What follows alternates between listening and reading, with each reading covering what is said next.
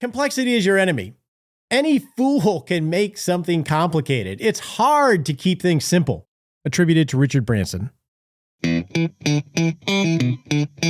Welcome to the show dedicated to helping you not just survive retirement, but to have the confidence because you're focused on the right things so you can go off and rock retirement. Today is not the show and the conversation I intended to have. We're going to move that to next week in order for us to have a conversation that I would like to address head on. We're going to talk about, should you have private equity as part of your retirement portfolio?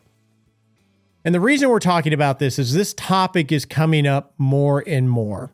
A few weeks ago, I had a meeting with a client, and during the meeting, they said, "Hey, Roger, I read this great book by Tony Robbins. It's called The Holy Grail of Investing." They talk about how the sophisticated investors and institutions have used private equities to have great returns and no correlations, etc., and why individual investors should have this as part of their portfolio.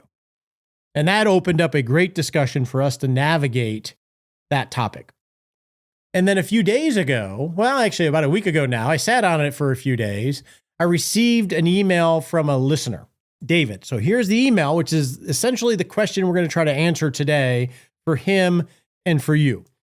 David says, "Hey, Roger, I love your podcast. In podcast 577, you spoke briefly about private equity. The way you spoke about it made me think it was not for me, but I literally have an email from my retirement advisor waiting for my signature to move $200,000 into a private equity investment. I have about $3.2 million in assets, cash, house, and no debt. So I was wondering which category you mentioned do I fall into with regards to private equity? I trust Edelman, but was hoping you could send me your additional thoughts on it. I must admit, I haven't signed because I'm not sure if I need to commit that much to something new and possibly with more risk. Thanks, Dave." And that is the question. Do you need to do it, Dave, that we want to try to help flesh out for you in today's episode. Now, this is going to be a little bit of a different kind of episode where there is going to be some opinion or judgment shared. One of the core things I use this podcast for in my mastery journey as a retirement planner is to think through something in an organized way so I can get to a judgment call and not just have an opinion. In this case, related to private equity in retirement portfolios, I already have my judgment call. I've thought through this in an organized way.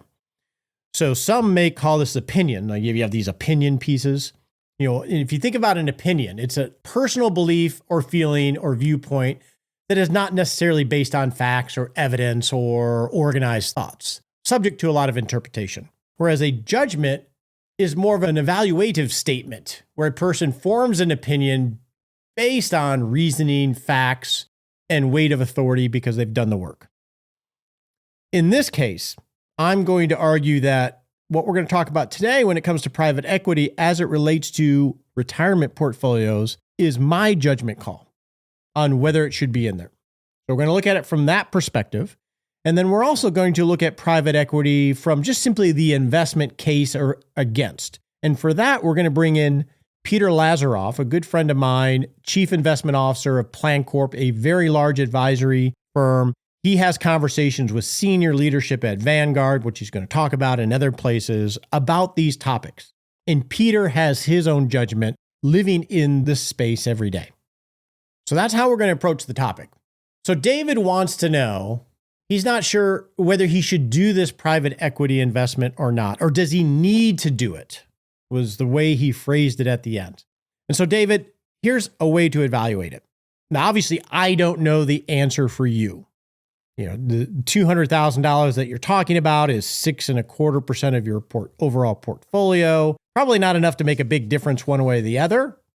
But I want to give you a framework for how to think through these opportunities when they arise, and specifically to private equity. So my first question, or the question you should ask yourself, David, is, did you start with a problem that you were trying to solve with your advisor? Were you both searching out of, hey, I need to get more return? or I need more diversification, or I need an asset in my portfolio that has lower correlation to stocks and bonds? Was this a problem that you were trying to solve that led you to evaluate the possible solutions or investments that might address that, and then you ended up on private equity? Is that how you approach this topic? Or did you approach the topic with the solution? Hey, I got this private equity. It has all these great attributes. All the cool people are doing it. Did you lead with that, the solution, and then define the problem that it was solving? It's really important which way you addressed it. If you lead with the solution, well, we can rationalize or justify anything going back up the decision tree. A healthier way of approaching this topic with any kind of investment is, I am trying to enhance my portfolio. This is what I'm trying to accomplish. Let me go find the possible investments in this case that might address this issue, opportunity, or risk that I'm trying to solve. And then after evaluating them all, settling on the individual investment, in this case, private equity. That's a logical way to think about it. If it's the other way around, I would be careful. Because once you find the solution, it's easy to justify it. As you're evaluating the solution, we have to step back a moment and keep this simple. Elegant simplicity is our objective, because retirement planning and portfolio management is not the point of all of this discussion. It's about you building a plan and an investment strategy that gives you confidence to go live your life.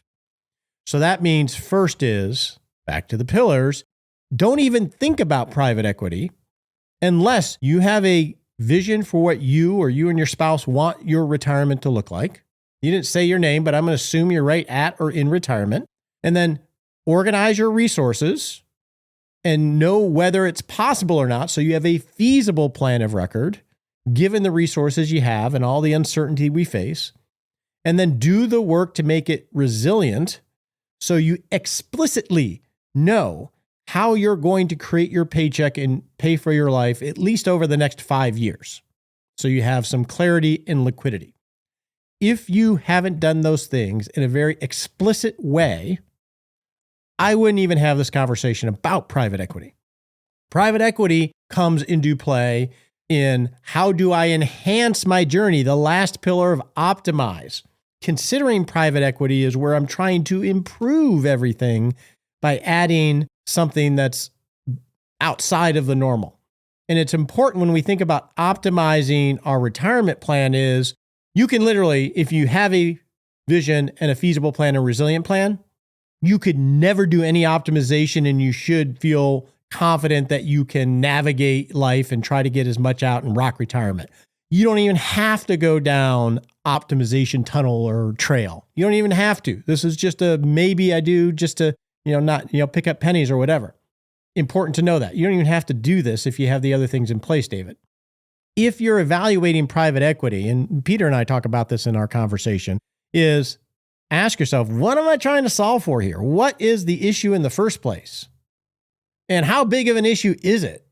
Dive deep down into, what really am I trying to solve for? And then in your case, it's like 6.25% you're looking at allocating to it. Well, is that enough to even make a difference if there's an issue in the first place? Or is this just something cool to do because all the cool kids are doing it? Likely it's the latter, to be honest with you, David. I don't know your situation, but in general, my judgment is almost nobody needs to really look at having private equity in their portfolio. It's not worth the juice isn't worth the squeeze or the added complexity. So that's my judgment. If you're going to evaluate it, say, okay, if I do this private equity investment, what's the best case scenario? What if this thing's a home run? And what impact does that have to my life? Next question is, well, if I do this private equity investment, what's the worst case scenario? Well, what if I lose the $200,000? That's the worst case. What's the impact to my life? And maybe there's none. And if there's none, then maybe it's just an intellectual exercise of, I would love to play in that world and maybe hit a home run, and I can afford a budget of $200,000 to go do that. If that's the case and it still doesn't impair your resilient plan and feasible plan, then that's just a stylistic, you want to go do that. And that's reasonable. So I'm not saying don't do it, but it's not essential to do it in any way. So if the worst case is you lose all the money, then it's just a matter, does Dave really want to play in that world and have some access and maybe get some, a good story to tell, or perhaps hit a home run or whatever it is. The other thing you want to consider, David, is the second order consequence of making an investment like that.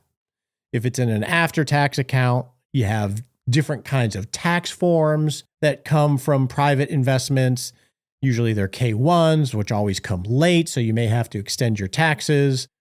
Typically, there's limited liquidity, which means you won't be able to get the money out quickly. And in worst case scenario, and I've seen these, you could have a zombie portfolio where, because everything goes sideways, they don't allow liquidity, and you just have this thing sitting there for years and years and years.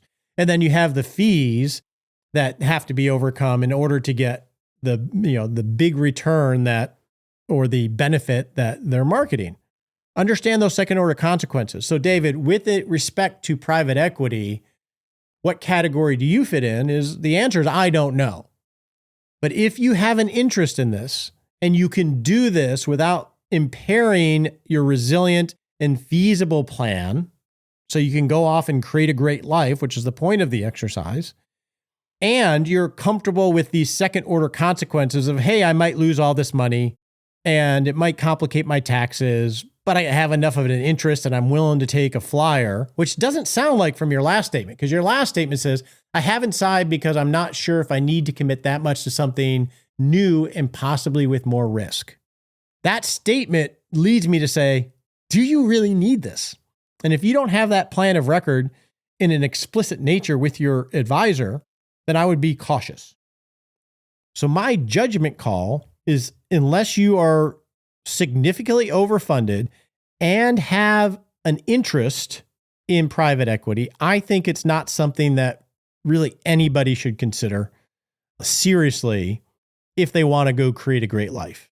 It just adds more complexity that's not needed, and it likely won't solve, even if you've defined what you're trying to solve for in the first place, because you're not going to use enough of a dose of it in order to get whatever benefit might be there. I think there's too much other stuff to think about that's more important in creating a great retirement. I think this adds confusion rather than benefit to the whole retirement planning equation. And I think we're going to see more and more of private equity become a topic of what the cool kids are doing and why you need it. There's an article in the Wall Street Journal, I'll end with this and we'll get to Peter, where the Wall Street Journal was talking about this, and that private equity firms have been struggling because of all the deals they did before interest rates went up, and they're looking for new sources of capital. And then coupled with regulatory easement, it's going downstream to retail investors. And so all the new cool kid advisors are going to have new cool kid things to talk about to try to put into portfolios.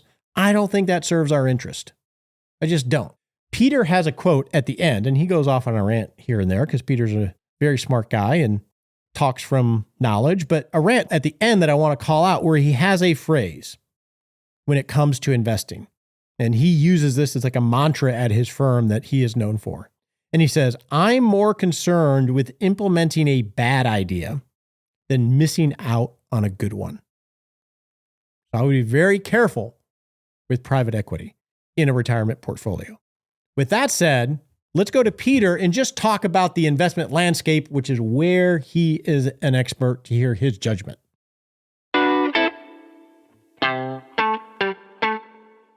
To help me lay the landscape for private equity and whether you should have that in a retirement portfolio, I thought I'd bring on a good friend, not just because he's a good friend, but he's Chief Investment Officer of Plancorp, author of the book Making Money Simple.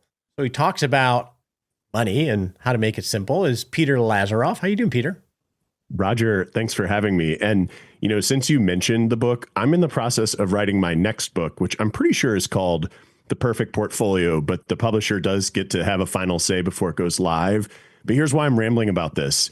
Last time I was on the show, so many of your guests reached out to say positive things about the book, and I still have a couple boxes I would love to clear out before the new book hits the shelves. And so If your listeners want to go to peterlazaroff.com/free book, I will mail them a copy of Making Money Simple, a $30 value. But ultimately, when I run out, I run out. If you end up getting this offer late, I'll find a way to make something cool up to you and get something to you that's worthwhile. But fair warning, once you ask for the book, you do get on my email newsletter. It comes out every other Wednesday, so you're going to hear from me twice a month, but I promise I will make good use of the real estate in your inbox. It's a very good book. And Peter, we were talking beforehand, and you actually stuff the envelopes, because I remember doing this with my book as well. We get an allotment of free books that we get to do whatever we want with. Yeah, I could have somebody else do it, but I feel sort of bad. And then I also really enjoy, this is going to sound super weird, I love seeing all the different cities and zip codes. And yes, I know where Chicago is and Dallas is and New York, but there are just so many cities in our country. It reminds you how big of a world we live in. And I really take a lot of enjoyment in seeing the names of places where people live. So yes, I'll be stuffing them myself. That means it will take a couple weeks to get it to you, but peterlazaroff.com/free book. I'll get you a copy of Making Money Simple. And, hopefully you'll see how important simplicity can be. You can put a lot of thought into your investments, and the end product can be simple, but it can be so elegant for good reason, which I think is pretty important for what we're talking about today. You and I have an opinion on private equity and its role in individual portfolios. And I think there's basis for it. So I just want to explore it. Maybe you could call it a bias, but I think there's sound basis for it because you do this for a living and so do I. Let's start off with what exactly is private equity?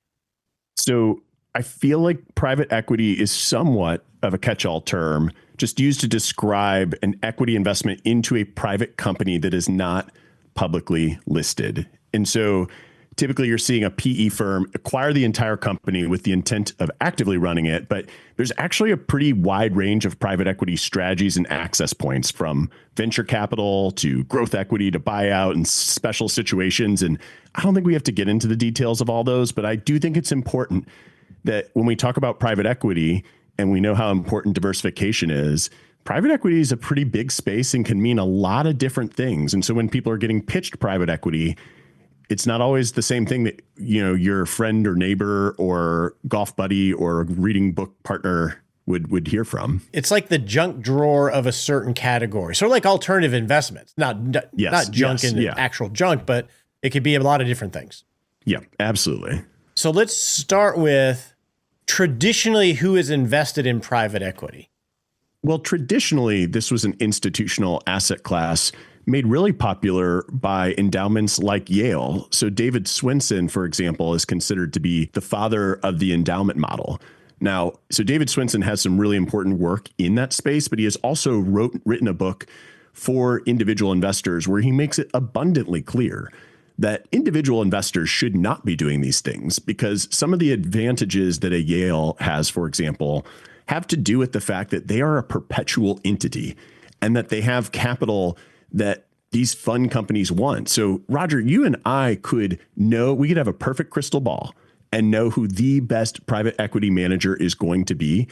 And we could go try to give them our money and they wouldn't take it because they don't want our money. They don't want Morgan Stanley's money. They don't want Mercer or any of these consultants' money. And sorry, I'm naming certain names randomly. I'm not trying to take shots at any one firm, but the point being, they want Yale's money. And so Yale gets lower cost. They can negotiate terms. They get different liquidity requirements. And so, historically, they're really big institutions who don't require the type of liquidity that the average person who's saving for retirement or living in retirement needs. And so you can lock out your money for a decade or more, and they don't really care what the quarter to quarter returns are, and they don't really need to access it.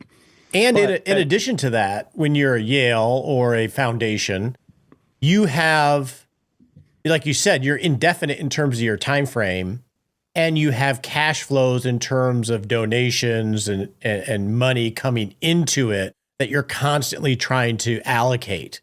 And return maximization is not even the goal. I mean, some of it's asset liability management. So I think one thing that people misunderstand, particularly about a university endowment, is that they are truly trying to maximize the amount of return for the amount of risk they're taking, which a lot of people talk about, but you can't take that to an extreme when saving for retirement, because sometimes that means you won't earn a high enough return to make it to the finish line. And so there's the objectives are very, very different. And I think what has been interesting is private equity in particular wasn't a very large space 20 years ago.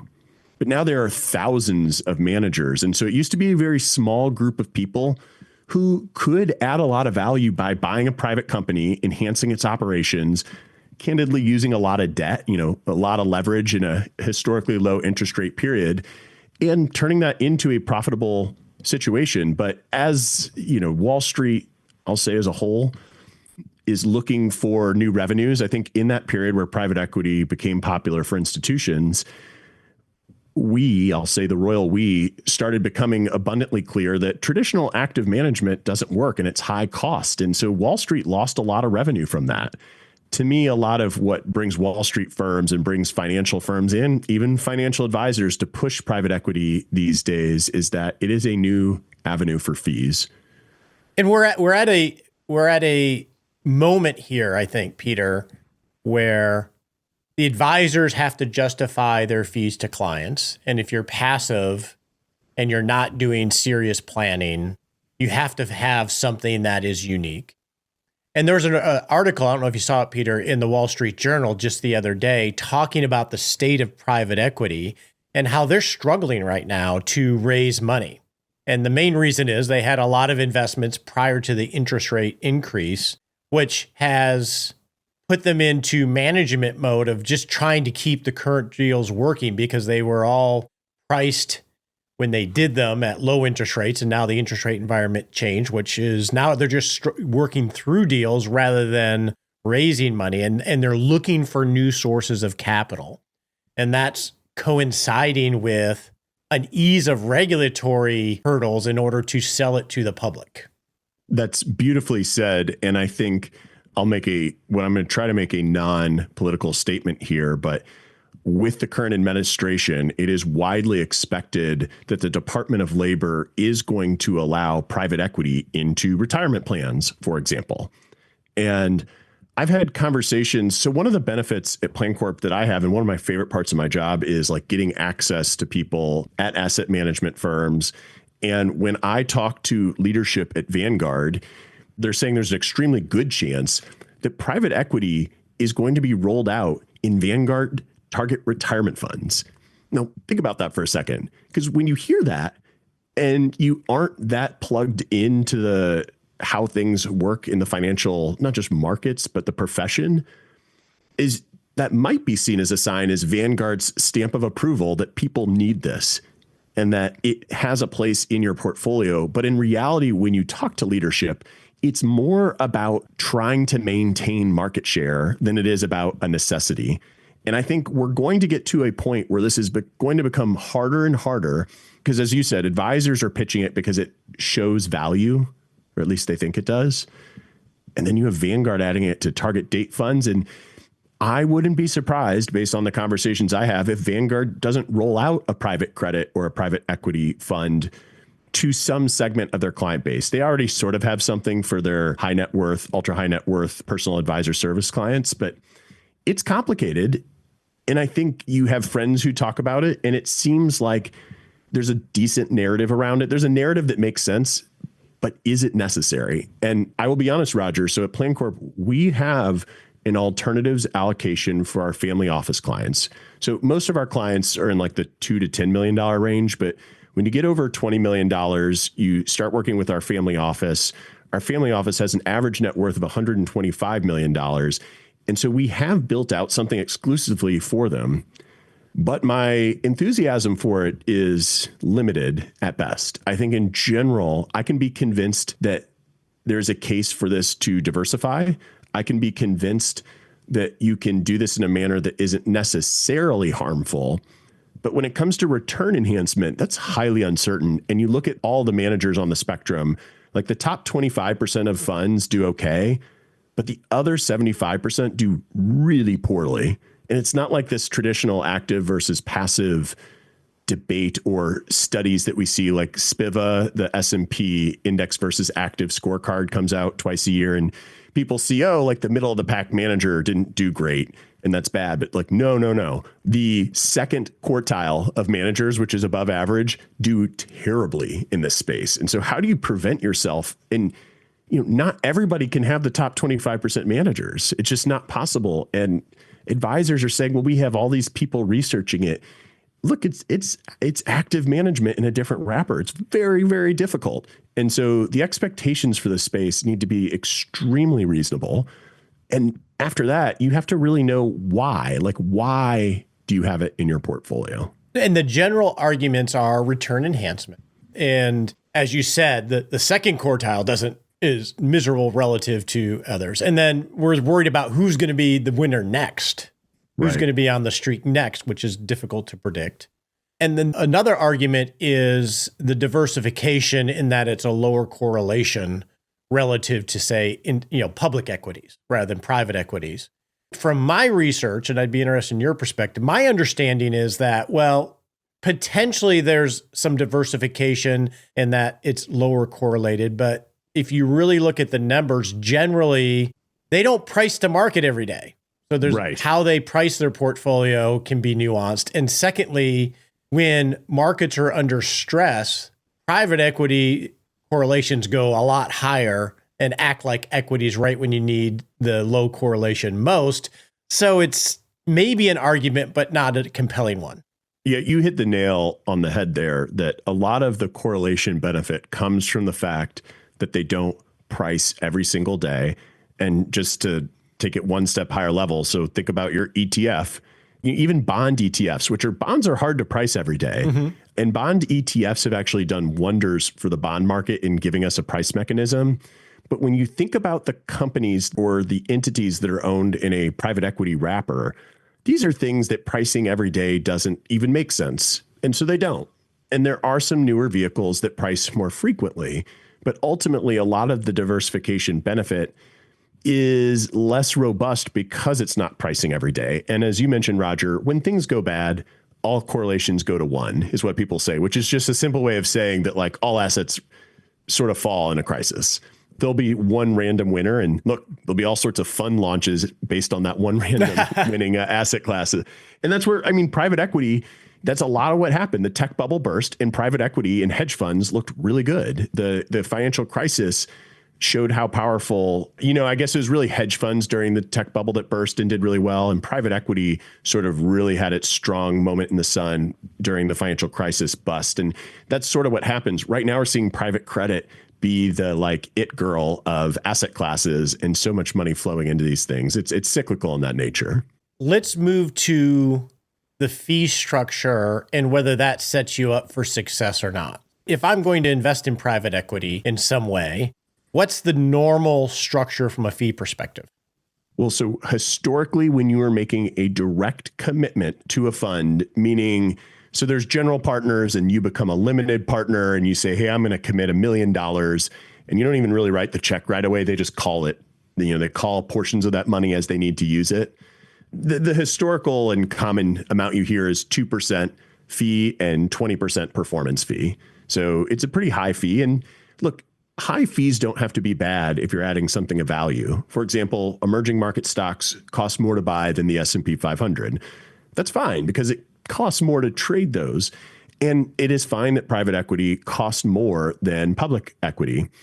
What you will typically see are fees, in these semi-liquid vehicles today between 1.5% and 2%.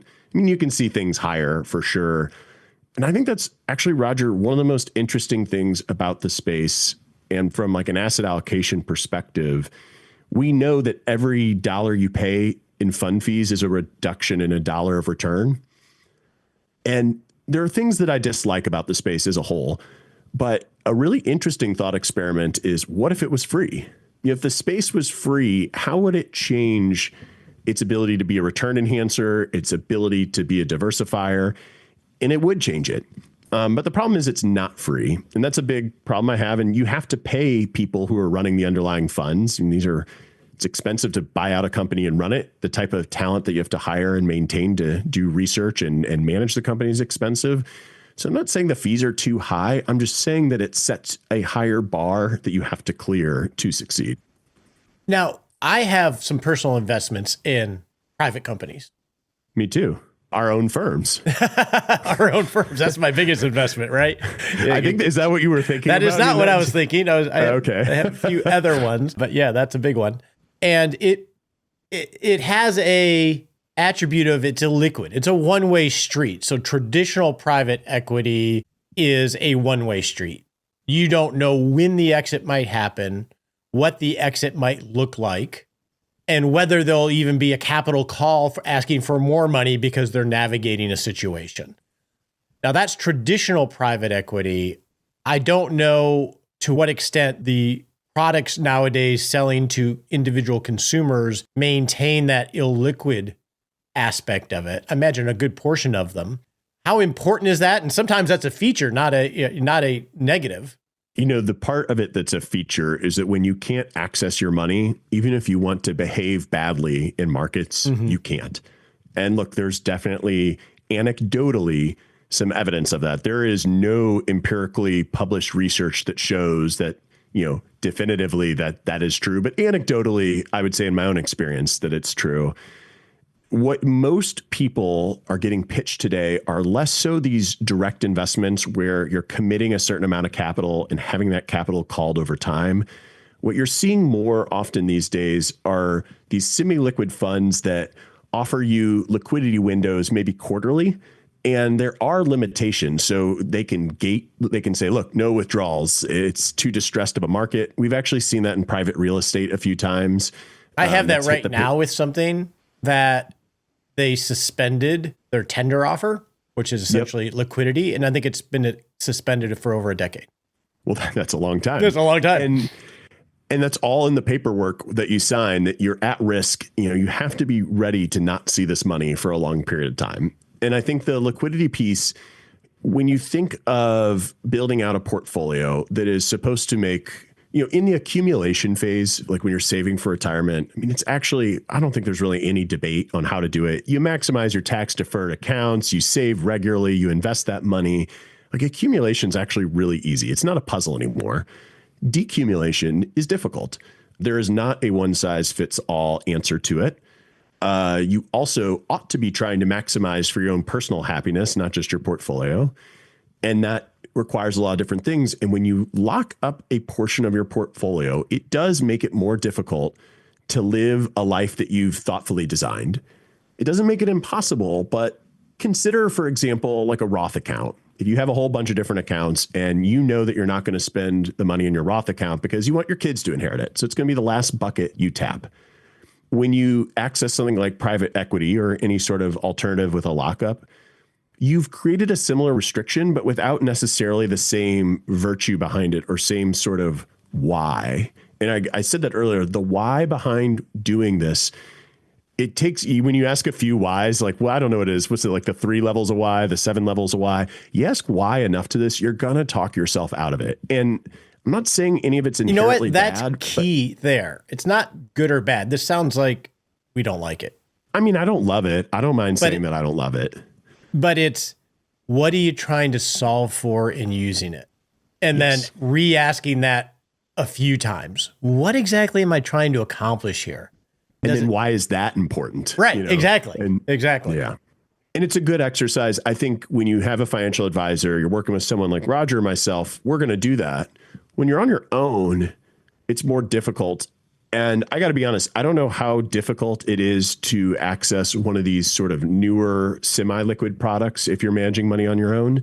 But I do know in like some of the mega advisor world where everything's pretty standardized offering, you have advisors saying you should put $300,000 in this or $1 million in that. And you don't really know why. And there are compelling narratives. They'll say, well, look, not as many companies are going public anymore as they used to. That is a fact, Roger. But does it actually matter? Does that change the fact that when we're investing, we're just trying to outpace inflation without taking undue risk? And the long-term historical return on global equities, the real return, so after inflation, is about 7%. There's no evidence that would suggest that because fewer companies are going public, that that's an issue, because only a handful of companies drive all the returns anyways. 90 companies. Going back to 1926, this is such a crazy stat. And there's an economic paper that I can give you a link to put in the show notes if you want. But 90 companies since 1926 make up for half of all of the return of the S&P 500. So not every company has to go public. I mean, think about NVIDIA. NVIDIA has just exploded and added all sorts of return in the last few years. That one stat people show, actually, Roger, you and I are in a group chat where someone showed that chart. I'm like, oh no, don't show me that chart, because it's true. It's a compelling narrative. But when you have an advisor or a salesperson pushing factual narratives, you really do have to ask, why is it important? Because it's not that they're lying. I'm just saying, I don't think it's relevant. I'm totally agree with you. I'm like thinking about that stat at the moment. I'm also thinking about what the thing that spurred this for me, and I don't like mentioning names usually, but there's a book called The Holy Grail of Investing that is all about the case for private equity and how institutions and endowments have done so well with it, and you can too, which misses the point of what are you trying to accomplish in your life, and does it play a role, which is really the more important question. I could not agree more. And I think when you, especially authors whose business is selling their brand, are pushing a certain product or idea, I mean, naturally, you have a smart audience. I hope they understand that, like, there's conflict all over that. And it's not that this stuff is bad or not. If I won the lottery, for example, here's an interesting, because I've made it clear I don't love this stuff. If I won after tax $100 million today, I would not have an allocation to private investments. I would not. However, in my extra time, because I now have $100 million after tax, I could see myself, like, if something came across and sounded interesting to me, I might do it sort of the way that I see a lot of our clients sometimes want to buy some shares of Amazon or want to buy some shares of NVIDIA or Meta or whatever. That's sort of where I would personally see myself doing it. Again, because I might find it interesting. I'm like, oh, that's a good idea. And it wouldn't be because I want to make a ton of money. Or diversify your portfolio. At that point, I would be overweight liquidity. $100 million in my bank account means I have way too much liquidity. I do not need it. I'm not maximizing for anything. Like, I got everything I need. This is now just interesting to me. That is actually the key. This is, I want to express an interest or invest in an idea that I find compelling. But it's the excess wealth that we're talking about. It's the money you take to Vegas or to the golf course in your case and lose. Now, you know what's interesting, Roger, is I'm assuming you have this happen. You talk to people with all different levels of wealth, and somebody who has $5 million might be insulted when I say you don't have enough wealth to consider this. And with a $5 million, let me just kind of do the quick math. At $5 million, if I need, say, 20% allocation to make a good diversified private allocation, that means you need $1 million locked up in this private stuff. And you got to spread it across maybe 8 managers to be really diversified. Because remember, these are actively managed portfolios. They're not like private equity across the whole country. They're making a single thesis, or maybe a few theses, and investing in a couple companies. And so it's very undiversified as a single holding. And to get enough diversification, you got to have some real capital in there. And why would you need 20%? Well, if you're not doing 20%, you're just window dressing stuff. And I'm skipping over a lot of the math behind why that's true. But like, as someone who's an asset allocator, and that's all I really do, if you have a 10% allocation to something, you're not even really doing anything other than creating headaches during tax season. So at $5 million, I'll tell people, you don't have enough, and you kind of get into the why. At 20 million, you start to have enough where you can do it, and logistically it's feasible, but you still get back to the why. Like, why do you want to do it? And I think it's interesting. Some people who have 20 or $30 million feel like they have no wealth. And someone with $5 million gets offended when I say that. But in reality, I already mentioned we have this for our clients, and we talk about the why. And I think when it comes down and we ask the multiple layers of why, it comes down to it's interesting, and they are overweight liquidity. And I love using that phrase, even though some people don't know what I'm talking about. But like, when you go back to my $100 million lottery, I don't need $100 million. I have too much weighted in my net worth in liquidity. Whereas today, because I don't have $100 million, I have a private company that's the registered investment advisor that I'm a partial owner of. I have my home, those aren't liquid things, but I have, all my retirement savings are in highly liquid stocks. All my cash saving is highly liquid. At the end of the day, I think when you think about the why and who this is for, it starts to narrow when it actually makes sense, because none of the reasons, I'm sort of going back to something I said, none of the reasons that support private investments are reasons that would prevent your traditional public stock and bond portfolio from delivering the long-term historical returns that they have in the past, with one caveat. A lot of people say the next decade returns are going to be lower. Fine. If you only have a decade to live, hopefully some of the money's for somebody else, and then your time horizon is now suddenly more than a decade. If you're planning to spend the last dollar on your death, then yes, you have a decade left. But, we can't predict when a bad decade of returns are going to come. The U.S., maybe they will. That's why you own international stocks. There's things around this. Bond yields are higher now. Now I'm ranting. I went from being educational to ranting. Well, the key I'm here. trying to take after you, Roger. The perspective, wait a second here. The perspective I was hoping to get from you, which I think you delivered, is you're a chief investment officer of a very large advisory firm. You think about this stuff. You research this stuff. So you have a perspective that needs to be here. And I appreciate you sharing your perspective, and you have a judgment call. I don't really like this stuff. I think that's reasonable. And I want to thank you so much for sharing that.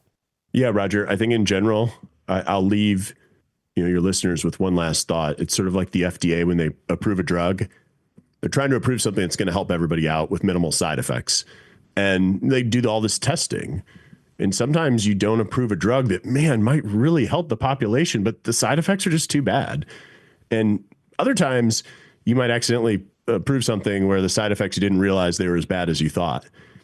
And in statistics, for any of you that had it, they call that type 1 and type 2 error. And in investing, you have to make that trade-off. And I am more concerned about implementing a bad idea than missing out on a good one.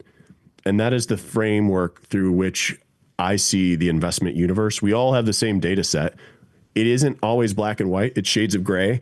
And I think that this is a place that when you see a Vanguard of the world putting this in your target date fund, something that I really think might happen in the next 12 months, I hope that you all take a moment to try to really understand what's going on at Vanguard, that $10 trillion asset management firm that is very big and has a lot of different things going on beyond their target date funds that they have to worry about. I think you need to really carefully think about, do I need this? If you happen to own a Vanguard target date retirement fund that ends up getting this, fine.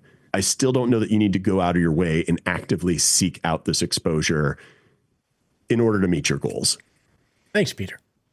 My pleasure. Thanks for having me, Roger. On your marks, get set.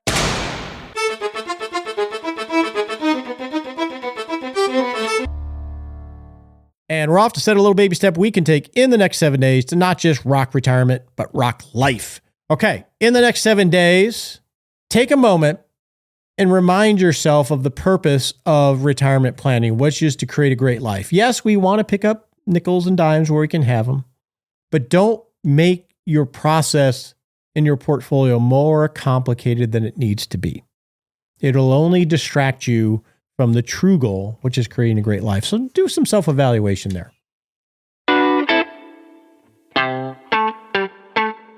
And the show, we are on mission number 25 and 26 for Zygmunt Kansler, my grandfather that he flew in World War II in B-17s in Europe. Mission number 25 and 26, August 7th, 1944. Ship number 274, sortie 17th. Went to Blechhammer, Germany today and bombed an oil refinery. Flak heavy, intense, and accurate. Seen enemy fighters, never a dull moment. Escorts were P-51s and 38s. Carried 16 250-pound bombs. Mission 8 hours and 30 minutes. Altitude 26,800 feet. His objective was very simple. Get back alive. Our objective is very simple in retirement. Feel empowered so we can go off and live a great life. The opinions voiced in this podcast are for general information only and not intended to provide specific advice or recommendations for any individual. All performance reference is historical and does not guarantee future results. All indices are unmanaged and cannot be invested in directly. Make sure you consult your legal, tax, or financial advisor before making any decisions.